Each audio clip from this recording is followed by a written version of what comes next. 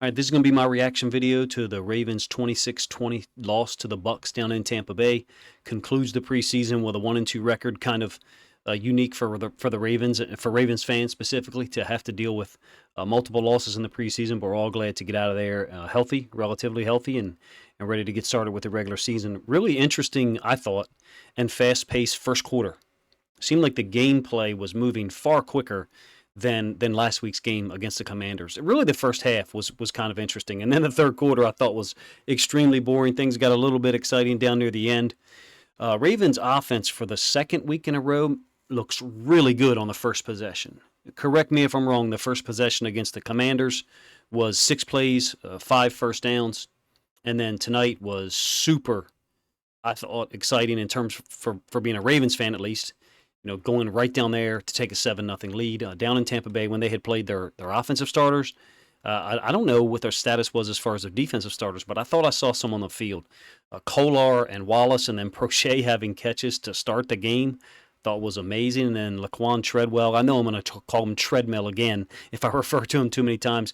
I thought it was a snag and go. So I don't know if it was planned, but I saw the Ravens run it 2 or 3 times where it looks like their snag flat concept, and the guy running the snag, in this case Treadwell, starts to snag it up and then goes up the seam. But I could be wrong. I was watching a Bucs broadcast, so I didn't really get much of a replay. We got an end zone angle replay. I don't know if you guys were watching the Ravens broadcast. It was kind of interesting to watch a Bucs broadcast and hear them talk about. It was Rondé Barber, and he's great, and it was Chris. I want to say Mortensen. He used to work for ESPN. They were talking about the backup quarterback job for the Ravens being like an open job, and I think Josh Johnson's played well at times. But I mean, I don't know about you, but with the new rule of the third string quarterback guy, I would think that Josh Johnson would enjoy staying around here more so than Tyler Huntley as a third string quarterback at 37 years old. But be that as it may, they were talking about the backup quarterback job being more open than I think I would perceive it to be. And then later in the game, Rondé Barber was talking about the Ravens' deep cornerback room, and I thought to myself, I wonder if any other Ravens fans are watching the Bucs broadcast like I am, because that really struck me. But the Ravens' first-team offense, like I said, second week in a row, looked great off the jump. And the defense gets a stop early, and you're like, wow, this is amazing. We're playing against our starters. And then reality set in, and the Bucs rolled to 2 consecutive touchdowns thereafter. General observations here before we get to some of the gameplay and the stats. Anthony Brown's a gunslinger. It's fun for us in our Discord to talk about because he's so different from Huntley and Lamar. Anthony Brown, I think he doesn't, I don't want to say he doesn't care. He doesn't mind taking a chance. Those 2 throws to Demas I thought were amazing. He, of course, fumbled down inside the red zone or close to the red zone. Maybe he learned from that mistake, because later on in the game I thought he slid twice, maybe 3 times, where he wouldn't have earlier. So he's just got to understand it's the NFL, and you got 11 jackals on the field on defense. Even if it's second or third string guys, someone's going to be coming to try to strip the ball. Really cool to see Maryland receivers Dante Demas and Raheem Jarrett have such great games. I think Demas had 2 catches for like 84 yards. Jarrett had 4 catches for 48. Neither one of them had a touchdown, but they both made big plays. I can't wait for the All-22 to come out. If it comes out on time, I should say. And to get a chance to look at it, do a video on those 2 guys. Offensively for the Ravens, I was kind of impressed by 3 of the schemes that we did tonight. Number 1, what I think is a snag and go. Ravens run a lot of snag flat. Occasionally slant flat, but snag flat.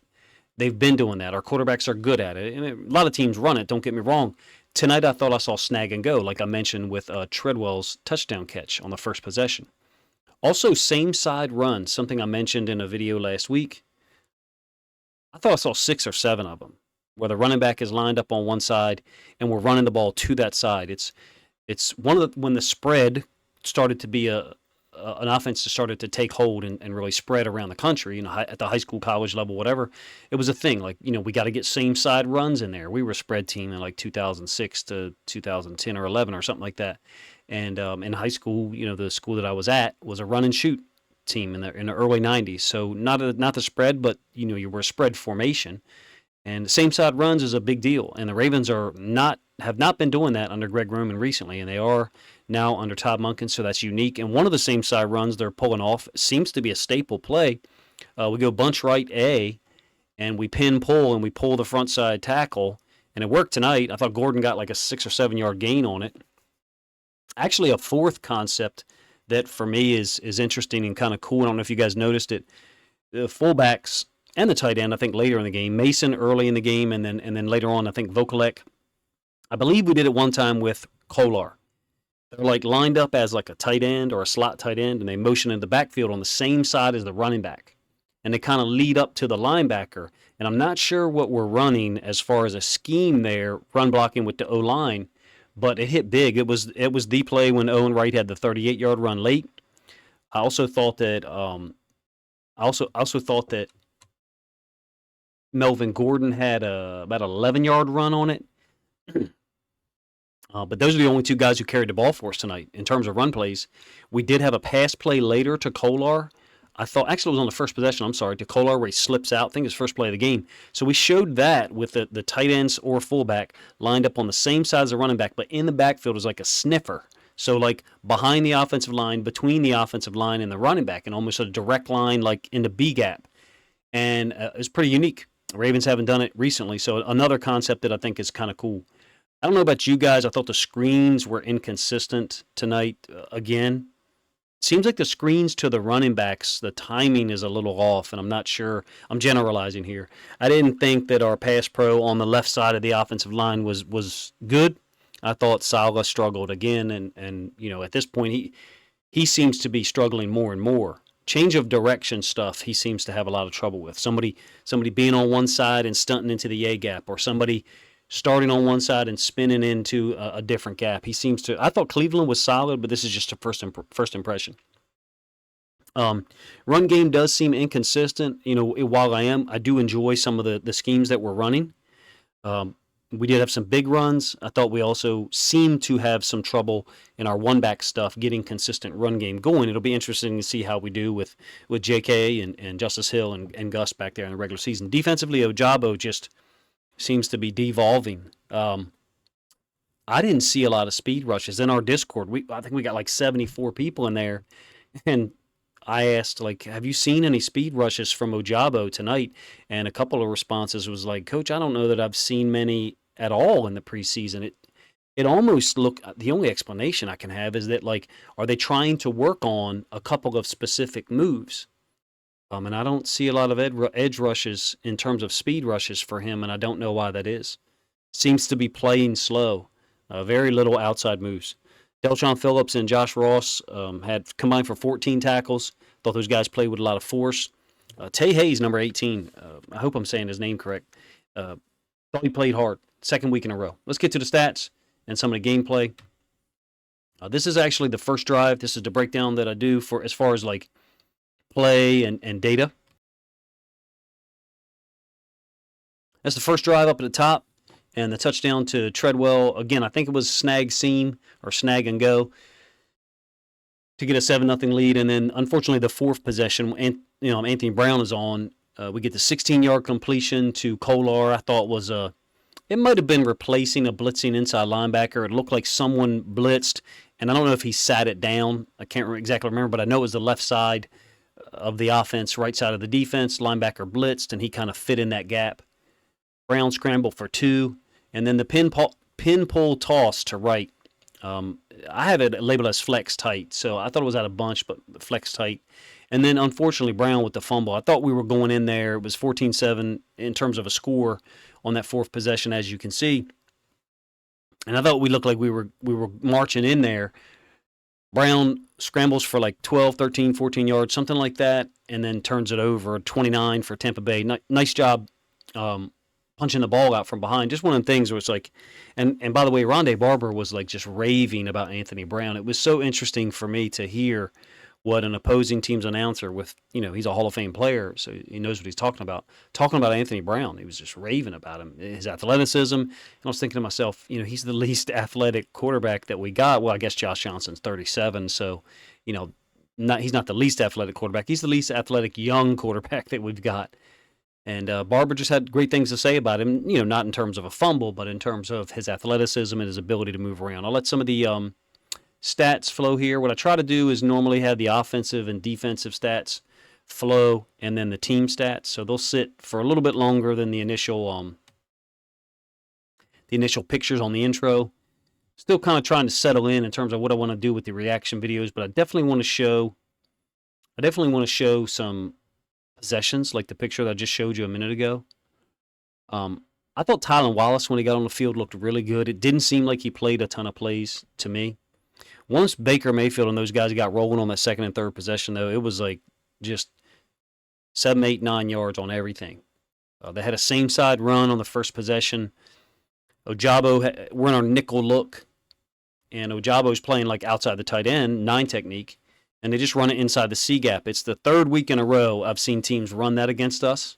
So we're going to see that in the regular season. For whatever reason, teams are doing it more across the NFL and college, I think, but we're seeing it more run against us, against our nickel look. So it's to the boundary.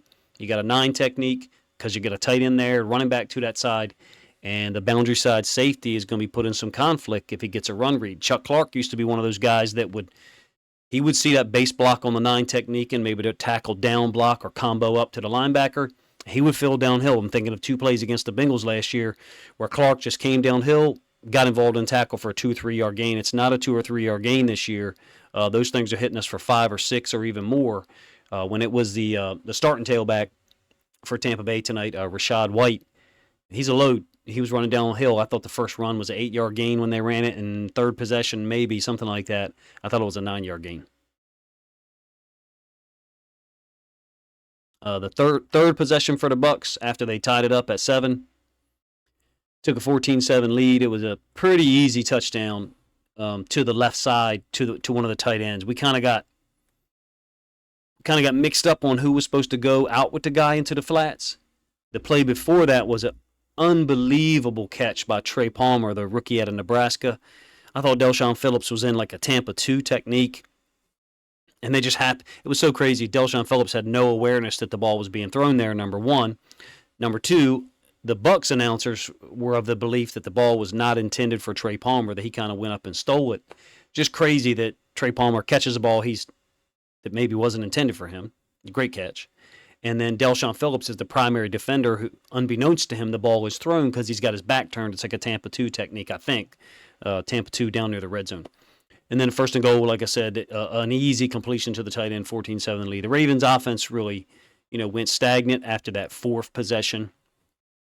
JAD got some coverage snaps, and I thought I saw one where he was trying to jump it, meaning it was a speed out to the right-hand side of the offense, left-hand side of the defense. And again, I watched the Tampa Bay broadcast, so I don't know, what the Ravens broadcast, the local broadcast was saying.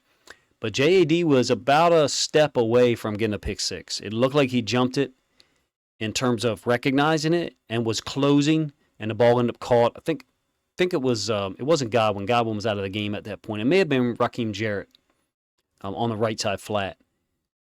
Actually, I don't think it was Jarrett, but it was a good jump by JAD. Some would say, well, he's late, but he was going for the pick six, and that's one of those things. I think if the recognition comes a little sooner, that he's taking it to the house, which would have been awesome to see for him. He also had a coverage on a third down. They ran a wheel up the left sideline. I thought he had good coverage there. I did think he was beat on one, maybe a deep crosser across the field. Ravens did get a field goal to close to 14-10 with about 4 minutes left in the second quarter. I think they tried to snag and go to Sean Ryan on a 3rd and 6, dropped in the end zone. Thought it was a perfect pass by Anthony Brown. Left-hand side, right to left on the screen, at least the broadcast I was watching. Owen Wright, had two good runs on that possession. So the Ravens closed to 14-10. And then very disappointing, if you ask me, string of events. Bucs are able to take a 17-10 lead at the half on a 47-yard field goal. I thought Ojabo twice there in the second quarter was outside the right tackle, but just couldn't shed. He just couldn't get the guy's hands off of him. And I don't know, if it's recognition for him. It seems to me his weakest point is using his hands. you can talk about what moves he is using that they're not working, and that's true. But there was two plays where I thought I saw, and it was just a portion of the screen. So, we're not zoomed out like the all 22 or the end zone angle where you can see it clearly. So we'll get that view, eventually, hopefully. And I thought there was twice where he's outside the tackle and is one, excuse me, outside the tackle, once inside the tackle. I'm not sure how he ended up inside. May have been a stunt. And he's unable to get away from the guy when like his shoulders are almost cleared. So there's a level of, I guess the word is awareness to shed, to use some type of move to get the guy off of you, some kind of rip, some kind of slap or something, because you're almost clear. And he didn't seem to have that tonight in two situations. But we'll get the film and I'll see it. Anyway, the Bucs up 17-10 at the half. Super interesting if you ask me. And then third quarter was just not. Other than the big throw up top to Dante Demas on the Ravens, I think eighth possession, something like that. Trey Palmer had the great jumping catch earlier.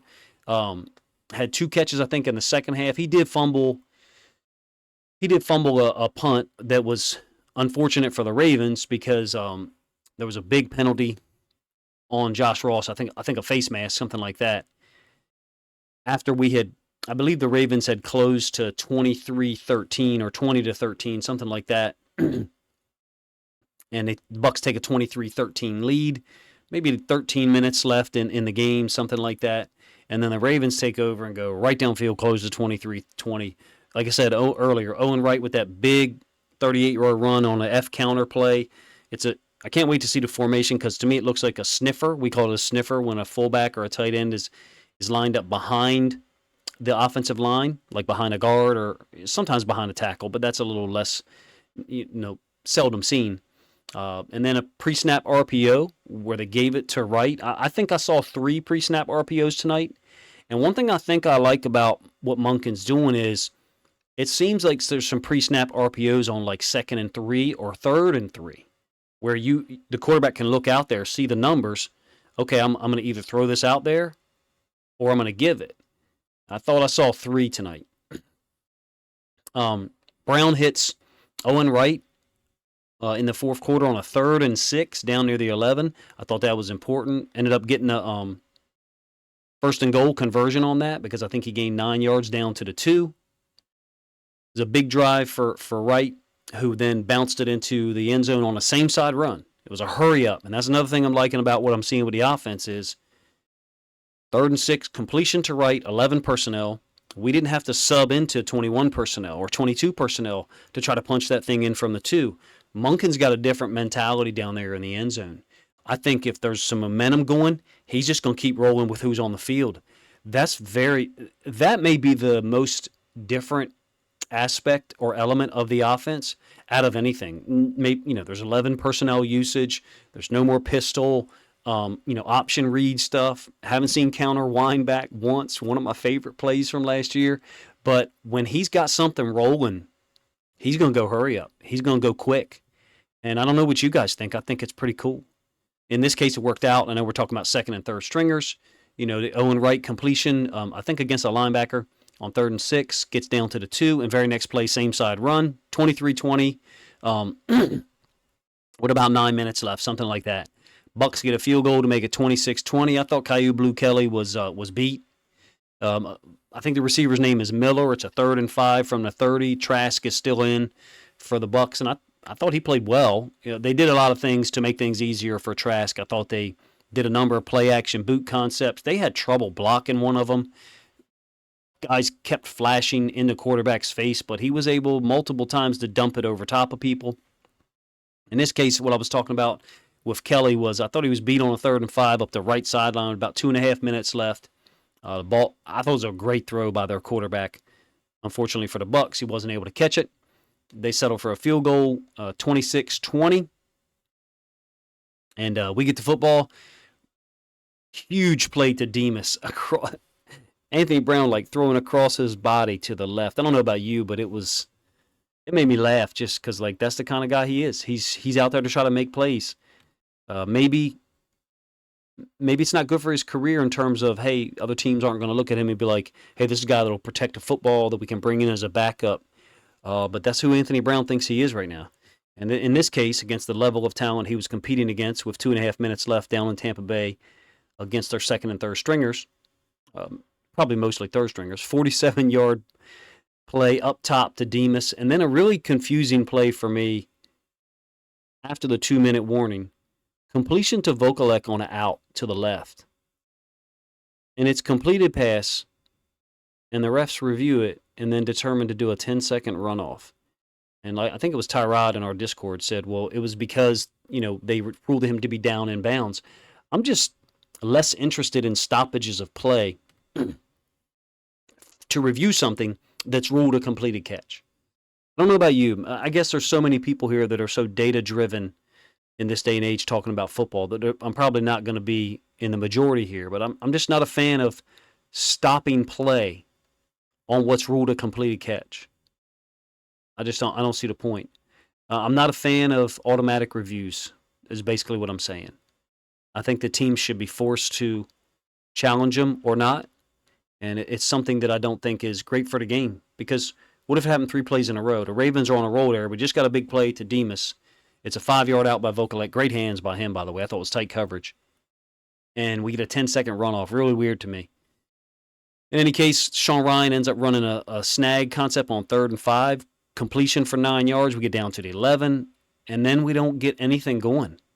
It was so weird. 1st and 10 from the 14. I think like a minute left, somewhere around there. We kind of slow played it.